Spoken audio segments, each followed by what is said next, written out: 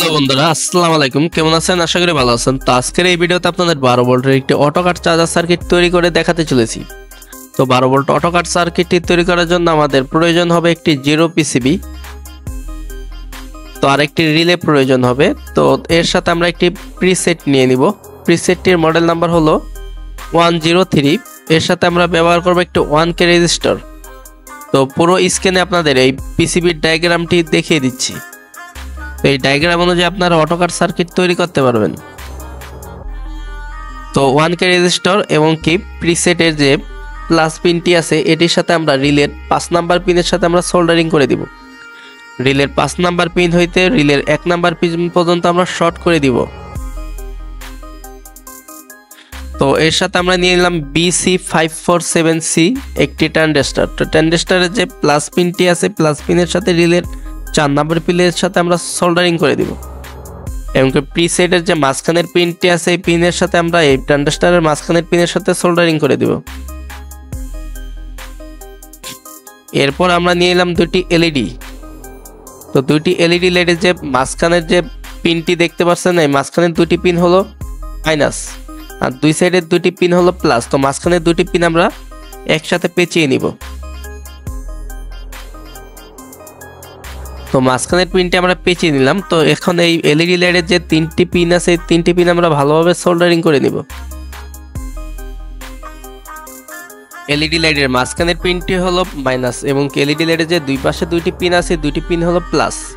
তো এবং কি রিলের যে 3 নাম্বার পিন এবং কি 2 নাম্বার পিনের সাথে আমরা এই প্লাস দুইটি পিন আমরা সোল্ডারিং করে দিব।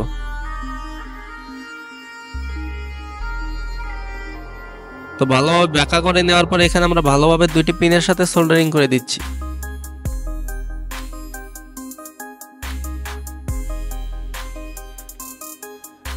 ট্রানজিস্টরের মাইনাস পিন হইতে এলইডি লাইটের মাইনাস পিন পর্যন্ত আমরা একটি 1K রেজিস্টার সংযোগ করে দিব।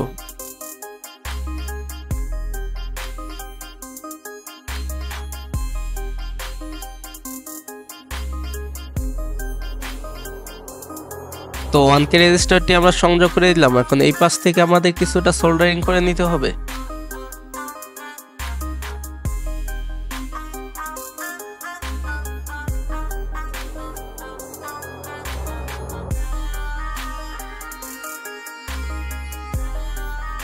পঁচিশ ভোল্ট 2200 ইউএফ একটি ক্যাপাসিটর নিয়ে নিয়েছি।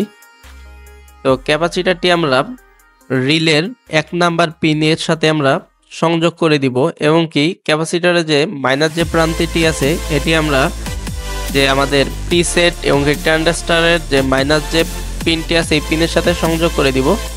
তো তার জন্য আমরা আগে ক্যাপাসিটরটি ভালোভাবে সোল্ডারিং করে দিচ্ছি। তো এর সাথে আমরা একটি তার সংযোগ করে নিলাম। তো এই তারটি আমরা রিলের যে 1 নাম্বার পিন আছে 1 নাম্বার পিনের সাথে সোল্ডারিং করে দিলাম।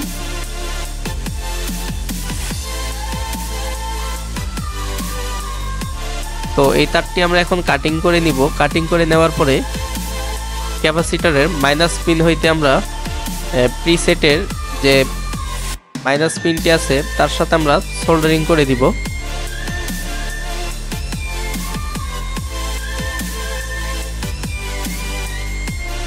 তো এখন আমাদের প্রয়োজন হবে একটি 4 পিনের একটি কানেক্টর। তো এই কানেক্টরটি আমরা জিরো পিসিবির সাথে ভালোভাবে সংযোগ করে দিব। তারপরে আমরা যে আউটপুট যে প্লাস যে কানেক্টরটি আছে তো এটির সাথে আমরা একটি তার সংযোগ করে দিব। যে প্রথম যে পিনটি দেখতে পাচ্ছেন এটি হলো আমরা ব্যবহার করব আউটপুট প্লাস হিসাবে। তো এর সাথে আমরা তারটিকে ভালোভাবে সোল্ডারিং করে নিব প্রথমে। তো তারটিকে সোল্ডারিং করে ভালোভাবে আমরা রিলের যে 2য় নাম্বার যে পিনটি আছে এই পিনের সাথে আমরা এই তারটিকে সোল্ডারিং করে দিব। তো 2য় নাম্বার পিনের সাথে তারটি আমরা সোল্ডারিং করে দিলাম ভালোভাবে। তো আমাদের এই জায়গার কানেকশনটি শেষ হয়ে গেছে। তো এখন আমরা ডায়োড নিয়ে নিলাম একটি। ডায়োডটি এখানে সংযোগ করার জন্য আমাদের জিরো পিসিবির সাথে দুটি ডিল করে নিতে হবে, চিকন ডিল। তো ডিল একটি করে নিলাম এবং আরেকটি ডিল আমরা করব হলো যে কানেক্টরটি আছে কানেক্টরের যে লাস্টের যে পিনটি আছে এই পিনের সাথে। তো এখানে আমরা আরেকটি ছিদ্র করে নিলাম। তো এখানে আমরা ডায়োডটিকে সংযোগ করে দিব। তার জন্য আমরা ডায়োডটি বাঁকা করে নিলাম একটু।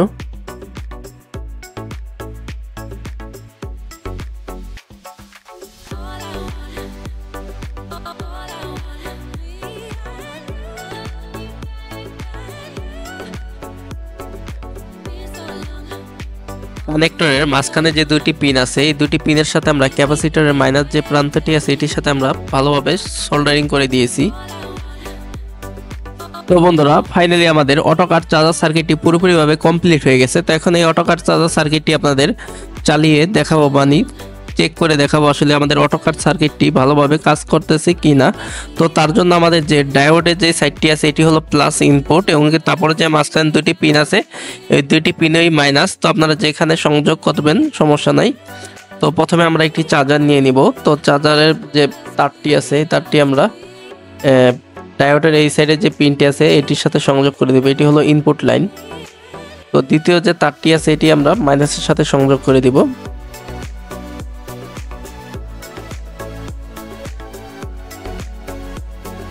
তো দ্বিতীয় তারটি আমরা মাইনাসের সাথে সংযোগ করে দিব। অটোকার চার্জার সার্কিটটিতে পাওয়ার দিয়ে দিব। পাওয়ার দেওয়ার সাথে সাথে এলইডি লাইটটি জ্বলে উঠলো। তো এখন আমরা একটি মাল্টিমিটার নিয়ে নিব। তো আমাদের চার্জার আউটপুট ভোল্টেজ কত দেয় এবং ব্যাটারি ভোল্টেজ কত দেয় সেটা আপনাদের দেখিয়ে দিচ্ছি।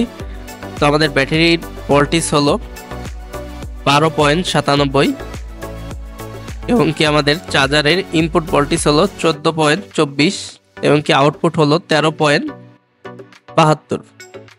তো এখন আমরা আউটপুট লাইনে এই দুটি তার সংযোগ করে দিব ব্যাটারি চার্জ হওয়ার জন্য প্লাস মাইনাস।